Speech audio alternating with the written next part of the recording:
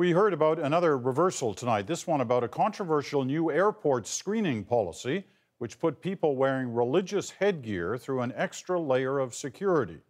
Our Chris Brown has been digging into this one all day. Chris joins us now from Vancouver. Chris. Peter, this issue had the potential to alienate a lot of Canadian Sikhs, and within hours of the CBC bringing it up, the government said it would change it.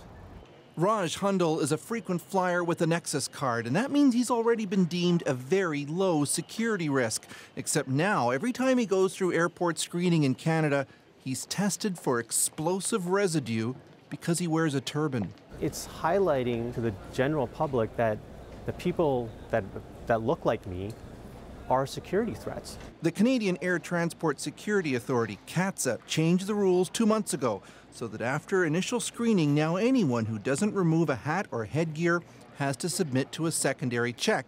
They have to pat down what's on their head and then get their hands tested for explosives. Targeting minorities that cannot remove their articles of faith and are still proud Canadians, I think is invasive and to me is quite highly discriminatory. Hundal complained to CATSA, which in a letter back suggested the policy was consistent with our international counterparts. But Hundal didn't buy it, so he documented screening procedures at 4 American airports he visited: Portland, Las Vegas, Salt Lake City, and Bellingham, Washington. And just once did he have to submit to a secondary check, and even then the agent apologized. In other words, American airports didn't automatically see him as a security threat, so this community leader wants to know why Canadian airports do. Going through secondary screening and so on is supposed to be random. This doesn't seem to be a random selection process. They seem to be arbitrary and specifically profiling a particular group of people. Late today, after the CBC contacted CATSA, an official in the Office of Transportation Minister Lisa Raitt wrote back in an email. This was a decision made by department officials. The government recently became aware of this decision and has directed that it be reversed immediately on flights within Canada.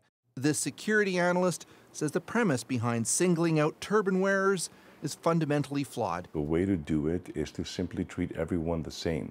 We have had terrorists who are blonde-haired and blue-eyed. In that email, the minister's spokesperson said turban wearers bound for the U.S. on flights would still, for now, have to submit to the mandatory screening. But Ottawa plans to change that too. Peter. All right, Chris, thanks very much.